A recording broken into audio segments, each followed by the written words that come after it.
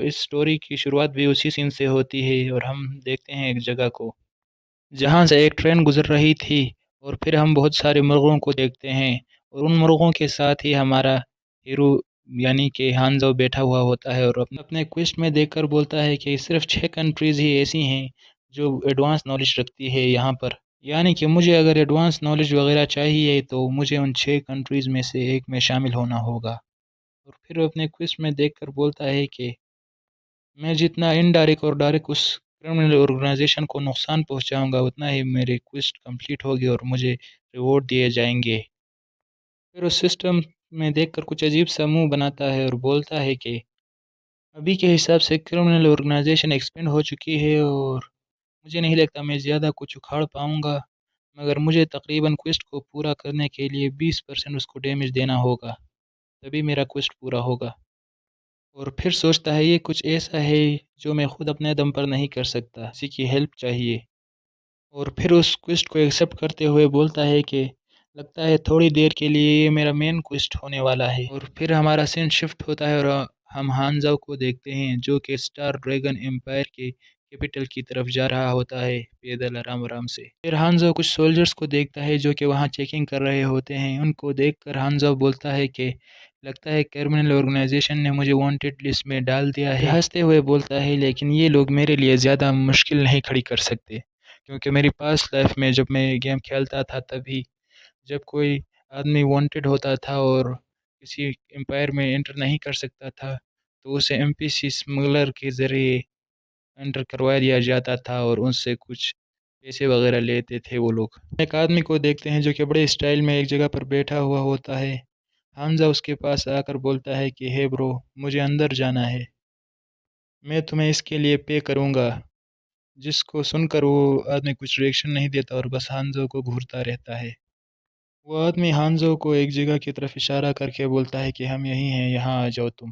میں ہانزو star dragon umpire کے بارے میں بتاتا ہے کہ میری پاس لائف میں سب سے ایڈوانس 6 نیشنوں میں سے ایک ہے، لیکن پچھلی وار میں جب کرمنل آرگنائزیشن نے سازشیں کر کے اس کو بہت ہی ڈیمیج کیا تھا، جس کی وجہ سے تقریباً ابھی یہ کچھ ہی عرصے میں لگتا ہے کہ اپنی پوزیشن بھی کھونے والا ہے 6 نیشن میں ہونے کا۔ مجھے لگتا ہے میں نے اپنا بیسٹ آپشن چوز کیا ہے یہاں آ کر۔ کو دیکھ کر بولتا ہے کہ یہ جگہ بالکل اسی طرح ہے جو میں کھیلتا تھا گیم میں، یہ بالکل بھی چینج نہیں ہوئی۔ کو کچھ یاد آتا ہے اور بولتا ہے کہ اس روڈ کے آخر میں ایک ریپیئرنگ شاپ ہے، بہت ساری کمپٹیشن ہوتی تھی یہاں جاب پانے کے لیے، جس وجہ سے میں یہ موقع حاصل نہیں کر سکتا تھا، مگر ابھی بات الگ ہے کیونکہ ابھی یہاں پر کوئی کمپٹیشن نہیں ہے اور میں اس میں بآسانی انٹر ہو سکتا ہوں۔ پھر ہانزو ایک جگہ پر آتا ہے جہاں پر 2 آدمی بیٹھے ہوئے ہوتے ہیں، ان کو دیکھ کر ہانزو بولتا ہے یہ پرفیکٹ ہے، میں جس آدمی کو ڈھونڈ رہا تھا وہ یہی ہے۔ پھر وہ بیٹھے ہوئے آدمی اچانک جوش میں آ جاتے ہیں، ان میں سے ایک آدمی اپنا ہاتھ کو اسٹائل میں لے کر بولتا ہے یہ دیکھو اب یہ کیسا ہے، اس کو دیکھ کر وہ بوڑھا آدمی بولتا ہے لے آؤ اسے میں دیکھتا ہوں۔ ہانزو ان کو دیکھ کر بہت شوق رہ جاتا ہے اور بولتا ہے کہ جیسے ان ایکسپرٹ سے امید تھی یہ بالکل ویسا ہی کر رہے ہیں، کچھ دیکھ کر شوق رہتا ہے اور بولتا ہے یہ کیا ہے۔ وہ 2 لوگ ایک گیم کھیل رہے ہوتے ہیں جس کا نام گو بونگ وغیرہ کچھ ہوتا ہے، جو مجھے نہیں پتا کون سا گیم ہے۔ گو بونگ گیم جو ہے نا، اس میں اگر کسی بندے نے پہلے اپنی وائٹ سٹون یا بلیک سٹون کو 5 سٹون کو ایک لائن میں لگا دیا تو وہ آدمی جیت جاتا ہے، یہ ایسا ہی کچھ گیم ہے۔ ہانزو ان کو دیکھ کر بولتا ہے ان لوگوں کے ساتھ کیا غلط ہے جو یہ گیم کے ساتھ اتنے سیریس ہوئے بیٹھے ہیں۔ پھر ان کو بولتا ہے کہ ذرا ایکسکیوز می بات سنیں میری۔ ہانزو کی بات سن کر وہاں ایک لڑکی آتی ہے جو کہ ہانزو سے بولتی ہے کیا تمہیں کچھ ریپیئر کروانا ہے۔ اس لڑکی کو دیکھ کر بولتا ہے یہاں ایک لڑکی کیوں ہے، میں نے اسے پچھلی زندگی میں تو نہیں دیکھا تھا، اور اس لڑکی کو دیکھ کر بولتا ہے یہ ویسے تھوڑی بہت خوبصورت بھی ہے۔ ہانزو اس لڑکی کو ٹوٹلی اگنور مار کے ان آدمیوں سے پوچھتا ہے کہ آپ لوگ مجھے بتا سکتے ہیں کہ آپ کو کوئی کام کرنے والا چاہیے یا نہیں، جو سن کر وہ لڑکی تو بہت خوش ہوتی ہے اور بولتی ہے ہاں ہاں ہمیں چاہیے۔ وہ لڑکی جلدی سے ہانزو کے پاس آ کر اس کے بازو سے پکڑ کر بولتی ہے کہ چلو جلدی اندر چلو، یہاں تمہیں سردی لگ جائے گی۔ لڑکی کی بات سن کر ہانزو بولتا ہے کہ کیا تمہارا مطلب سردی لگنے سے یہ ہے کہ مجھے بخار ہوگا؟ پتہ نہیں ہانزو نے کیا بولا، مجھے بھی صحیح سے سمجھ نہیں آیا کچھ، چھوڑو اپنے اسٹوری پہ آتے ہیں۔ پھر وہ لڑکی ہانزو کو ایک فون دکھا کر بولتی ہے کہ یہ فون حال ہی میں ہی خراب ہوا ہے، اگر تم نے اس فون کو صحیح سے ٹھیک کر دیا تو تم یہاں پر کام کر سکتے ہو، یہ تمہارا ٹیسٹ ہوگا۔ ہانزو بھی اس فون کو پکڑ کر بولتا ہے چلو ٹھیک ہے، اور وہ بوڑھا اچانک سے آواز دیتا ہے کہ رکو ایک سیکنڈ، ابھی ہم زندہ ہے۔ وہ بوڑھا ہانزو سے پوچھتا ہے کیا تم میری پہچان جانتے ہو؟ میں کون ہوں؟ یہاں آؤ اور مجھ سے بات کرو، اور تمہیں یہ یہاں پر جو بھی کیوں چاہیے، کہیں اور بھی تو جا سکتے تھے۔ اسے سن کر ہانزو سمپلی بولتا ہے کہ مجھے بس ایک جاب کی تلاش ہے۔ وہ لڑکی بھی ہانزو کے کندھے پر ہاتھ رکھ کر بولتی ہے کہ گرینڈپا کوئی یہاں مصیبت کھڑی نہ کر دیں، اس کو بس ایک سمپل سی جاب ہی تو چاہیے، اور کیا تو یہاں پہلے سے ہی کوئی کام کرنے نہیں آتا ہے، اور جو آتا ہے اس کو آپ ڈرا کر بھگا دیتے ہو۔ کیا آپ کو لگتا ہے میں اتنی فری ہوں کہ میں سارے کام کر سکوں؟ ہمیں ایک آدمی کی ضرورت ہے یہاں پہ۔ وہ بوڑھا اپنے کھیلنے کے جو سٹونز وغیرہ ہوتے ہیں ان کو رکھ کر کھڑا ہو جاتا ہے اپنی جگہ سے، اور ایک دم چوڑ میں آ کر بولتا ہے کہ میں یہاں کا اونر ہوں، اگر تمہیں جاب چاہیے تو میری اجازت چاہیے ہوگی پہلے، اور جو ٹیسٹ ہوگا وہ میں ڈیسائیڈ کروں گا، نہ کہ تم، سمجھی؟ ہانزو بھی بولتا ہے ٹیسٹ؟ تو تم مجھ سے ابھی کیا ٹیسٹ لینے والے ہو؟ بوڑھا اس سے بولتا ہے کہ سنو، تمہیں کچھ بیک بونز کی ہڈیاں ملیں گی، اگر تم مجھ سے کوئی باڈی کا پارٹس بنا سکو اور وہ بیٹھا ہوا آدمی اگر تم سے خوش ہوا تو ہی تمہیں یہاں جاب ملے گی، یہاں جاب کرنے کا خواب تو بھول ہی جاؤ، اور یہ ٹیسٹ تمہیں 3 گھنٹے کے دوران پاس کرنا ہوگا، اگر اس سے زیادہ ٹائم لگایا تو تم فیل۔ وہ دوسرا آدمی سائڈ سے کھڑا ہو کر بولتا ہے کہ تم بوڑھے مجھے اس میں کیوں گھسیٹ رہے ہو؟ یہ آدمی مجھے یاد ہے ابھی۔ اس بوڑھے کی بات سن کر وہ لڑکی چوڑ میں آ جاتی ہے اور بولتی ہے کہ باڈی پارٹس کا بلو پرنٹ بنانے میں گھنٹوں لگ جاتے ہیں، اور آپ صرف 3 گھنٹے میں اسے باڈی پارٹس بنانے کو کہہ رہے ہیں، وہ یہ کیسا کرے گا؟ وہ بوڑھا بولتا ہے کہ اسے اتنا ہنرمند تو ہونا ہوگا اگر وہ یہاں کام کرنا چاہتا ہے تو۔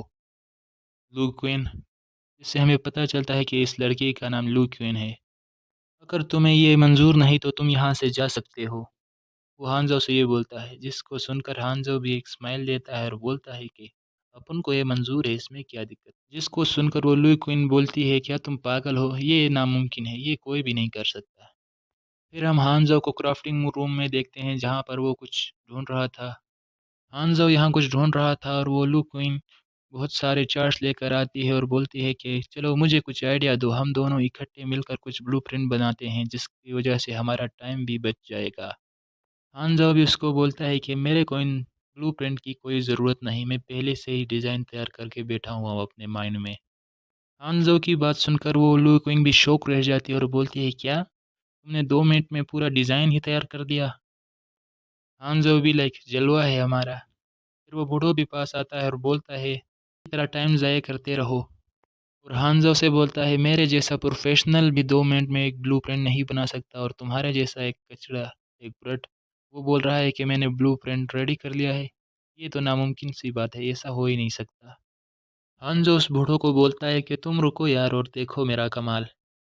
ہم کو کچھ دیر بعد کا سین دکھایا جاتا ہے جہاں پر ہم کو وہ بوڑھو دکھایا جاتا ہے جو کہ باہر انتظار میں بولتا ہے کہ چلو میں دیکھوں گا تم کیا بناتے ہو، اور روم کے اندر ہانزو اپنا کام کر رہا ہوتا ہے۔ وہ بوڑھو ہانزو کے پاس آ کر اس کے وہ ہینڈ پارٹس وغیرہ کو دیکھ کر بولتا ہے کہ ایک بھی اضافی پارٹس یہاں نہیں ہے، کیا اس نے پہلے سے ہی بلو پرنٹ سچ میں تیار کر رکھا ہے؟ یہ نہیں ہو سکتا۔ جسے سن کر گیان بولتی ہے کہ گرینڈپا آپ اسے شرمندہ کر رہے ہو ابھی۔ ہانزو چپ چاپ اپنے کام میں لگا ہوتا ہے اور ایک ایک کر کے سارے پارٹس کو آپس میں جوڑنے کے بعد ان کو ایک ہینڈ دکھا کر بولتا ہے کہ یہ ہو گیا ابھی تیار، جس کو دیکھ کر وہ سارے ہی حیران رہ جاتے ہیں، اور وہ لڑکی بولتی ہے کیا اس نے تو صرف 2 گھنٹے اور 33 منٹس میں ہی کمپلیٹ کر دیا اس کو، یہ کیا کمال کا لڑکا ہے۔ اور وہ بوڑھا بھی بولتا ہے کیا اس نے سچ میں کر دیا یار، یہ تو کمال کا لڑکا ہے، ایسا اپنے دل میں بولتا ہے۔ پھر اس دوسرے آدمی کو فٹ کر کے بولتا ہے کہ اسے ایسے لگاتے ہیں۔ ہانزو ساری فٹنگ کمپلیٹ کرنے کے بعد بولتا ہے یہ کیسا لگ رہا ہے ابھی؟ اس کو دیکھ کر وہ دوسرا آدمی بہت ہی شوق رہ جاتا ہے اور بولتا ہے یہ بہت لچکدار اور ہموار ہے، یہ میری اسکن کو بھی ڈیمیج نہیں کر رہا، نہ مجھے کہیں درد دے رہا ہے، یہ بالکل میرے اوریجنل ہاتھ کی طرح ہی ہے۔ وہ آدمی بولتا ہے مجھے یہ بہت پسند ہے، بہت مزے کا ہے۔ حمزہ اس کی باتیں سن کر بولتا ہے کہ اگر آپ کو یہ پسند ہے تو آپ اسے لے سکتے ہیں۔ بات سن کر وہ دوسرا آدمی بولتا ہے کہ میں آپ کا احسان مند رہوں گا۔ ان دونوں کی باتیں سن کر وہ بوڑھا بھڑک جاتا ہے اور بولتا ہے اس نے میرا مٹیریل یوز کیا، تمہیں میرا احسان مند رہنا چاہیے۔ نہ کہ اس کا۔ حمزہ اس بوڑھے سے بولتا ہے تو اب میں یہاں رہنے کے لیے کوالیفائی ہوں کہ نہیں، کیا بولتے ہو آپ؟ حمزہ کی بات سن کر اس بوڑھے کو مجبوراً ہی بولنا پڑتا ہے کہ تم یہاں رہ سکتے ہو، اور ساتھ میں یہ بھی بولتا ہے کہ میں دیکھتا ہوں تم کتنی دیر یہاں رک سکتے ہو۔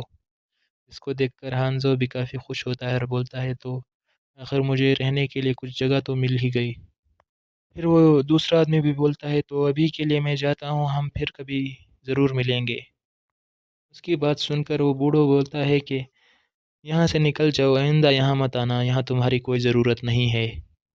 حمزہ اپنی آنکھیں بند کر کے سوچتا ہے کہ میں یہاں اپنی مشینک لیول کو بھی یہاں انکریز کر سکتا ہوں تیزی سے، اور یہاں کچھ دیر کے لیے ریسٹ بھی کر سکتا ہوں، اب تو میرے مزے ہیں۔ پھر ہم دوسرے آدمی کو دیکھتے ہیں جو کہ اپنا کوٹ وغیرہ پہن کر باہر جاتا ہے، اس پر اس کا گارڈ بولتا ہے کہ آپ آ گئے، آپ کے لیے کال آیا ہے۔ گاڑی میں بیٹھ کر وہ کال کو پک کرتے ہوئے بولتا ہے کہ یہ میں ہوں۔ فون پر وہ آدمی بولتا ہے کہ انٹیلیجنسی کو انفارم کرو، جس زیرو کے سر پر باؤنڈری لگی ہوئی تھی وہ یہاں پر ہے، ویسٹرن کیپٹل میں۔ اور اسی کے ساتھ ہمارا یہ چیپٹر بھی یہیں ختم ہوتا ہے، تو ملتے ہیں نیکسٹ پارٹ میں۔